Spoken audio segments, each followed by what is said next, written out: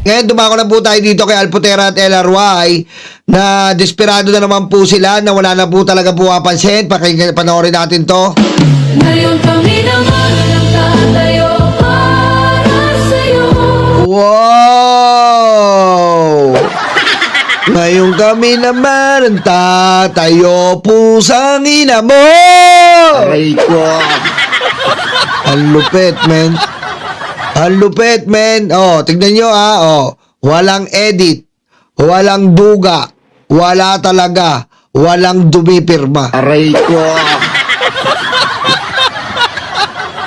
Aray ko. Ngayon kami naman natatayo pusang ina nyo.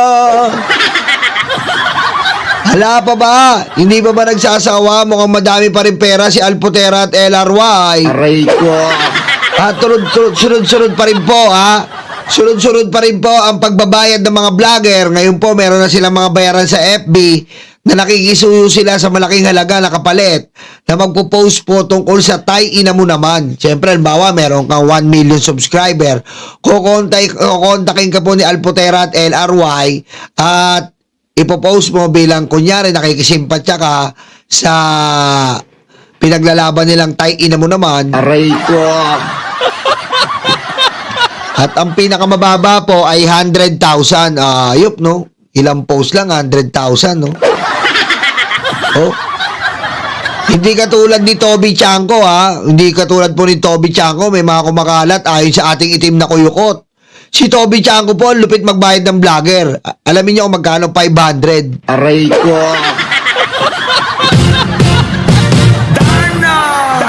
Ang lupit mo, Toby. 500 lang ang bayad mo ng vlogger. 500 pesos po. Aray ko.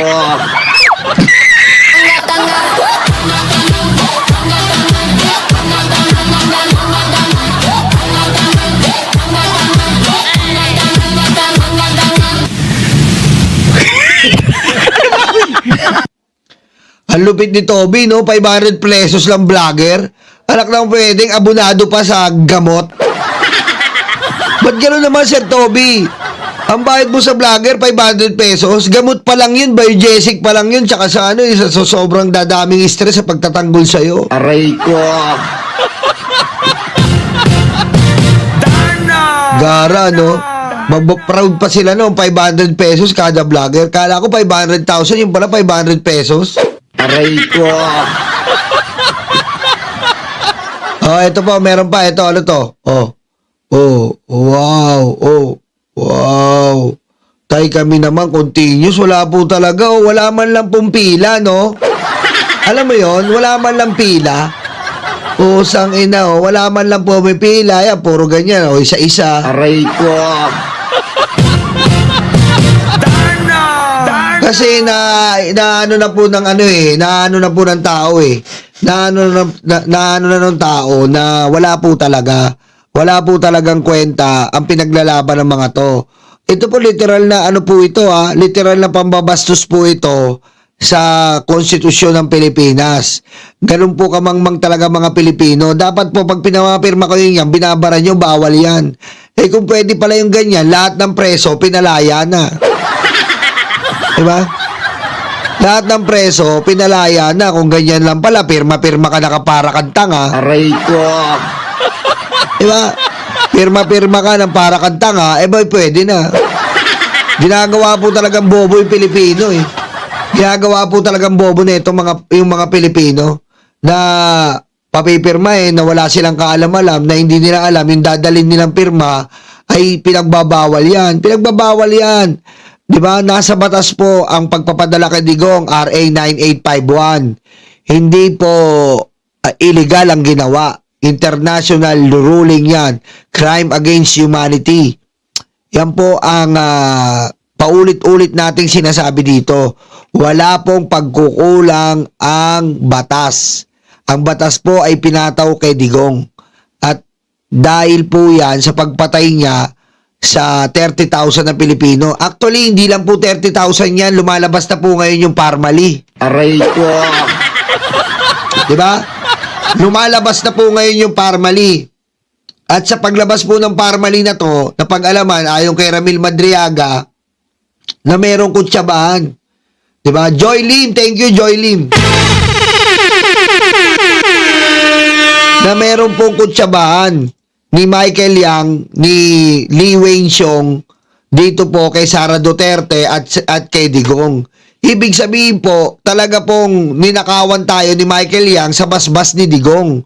So yung mga namatay natin na mga kaibigan, kamag-anak, mga iba't iba pang nadali ng pandemic, posibleng mabuhay pa kung hindi po kinurakot ni Digong ang pera. Yung tuwang-tuwa tayong 6,000 na ayuda, hindi lang po pala 6,000 o 5,000 yun. Maaaring 10,000 po yun kung hindi po kinurakot. Imagine nyo yan. Diba? Kaya po ako naniniwala ako, hindi lang po 30,000 ang napatay ni Digong. Kasi po, kung dadamay nyo po yung pandemic, kung idadamay po natin ang pandemic, humigit kumulang 100,000 yan. Ilan ba namatay nung ilan ba namatay nung pandemic? Ang dami po namatay. Dahil yung iba walang pampagamot, puno ang ospital, hindi ka makapila. Ayun, habang nag-aantay, naghingalo na, namatay na. Diba? Bakit? Anong sasabihin nila? Walang pera. Hindi po walang pera. Tinangay po ni Michael Yang, ni Lee Wei Xiong na ang pera. Tinangay nila sa basbas ni Digong. Aray ko. Diba? Kaya po wag nilang sasabihin na si Digong ay dapat tularan. Doon pa lang po sa ginawa nila na pagpatay, walang kawalangyaan ng Parmali, ay hindi na po talaga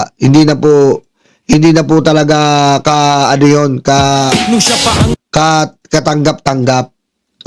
Eto naman puntay kami naman, pinapamulat nila sa mga tanga-tangang Pilipino na mali daw ang desisyon ng ICC. Hindi naman po ganon. Kung pinapamulat mo to, mali ang konstitusyon. Diba? Mali ang konstitusyon. Yung mali ang konstitusyon. Diba? Kasi 9851 po yan, nakasulat yan. Na legal ang pagka-aresto, legal ang pagpapadala doon. At kung sasabihin mo naman sa ICC, basta hahawak ka pa ng Rome Statue bago ka umalis, may pananagutan ka. Si Digong po bago umalis tayo sa ICC, ang dami na nilang napatay. Patong-patong na katawan na, halos 30,000 na po ang namamatay. Kaya nila inalisan sa tulong ni Panelo na gumawa ng letter para umalis sa ICC.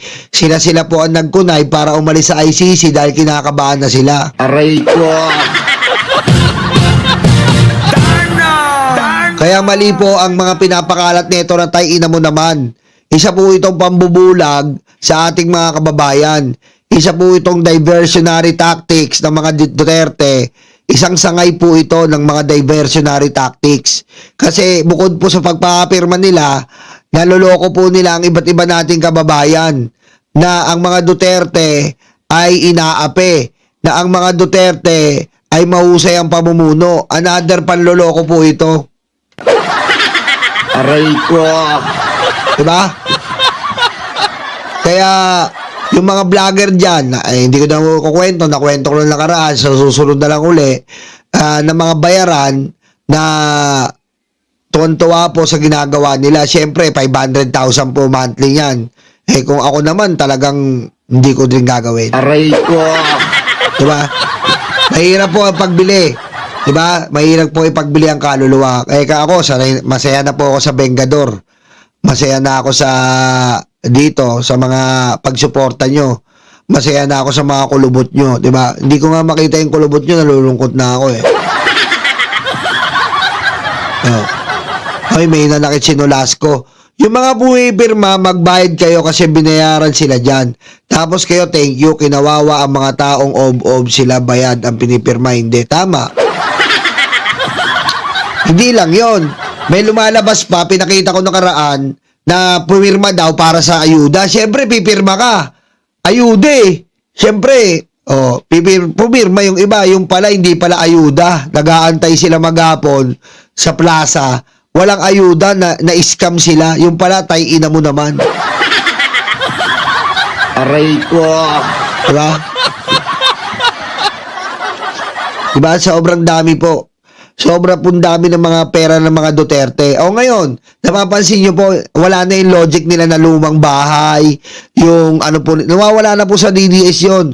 Lumang bahay ni tatay, sapatos ni tatay, polo ni tatay, wala na kasi, inaano nila ngayon na mayaman na talaga ang mga Duterte. Oh, dati mahirap ang mga Duterte, ngayon mayaman ang mga Duterte. Oh, asa na yung logic na ganon, mahirap ang mga Duterte, nagkukulambog.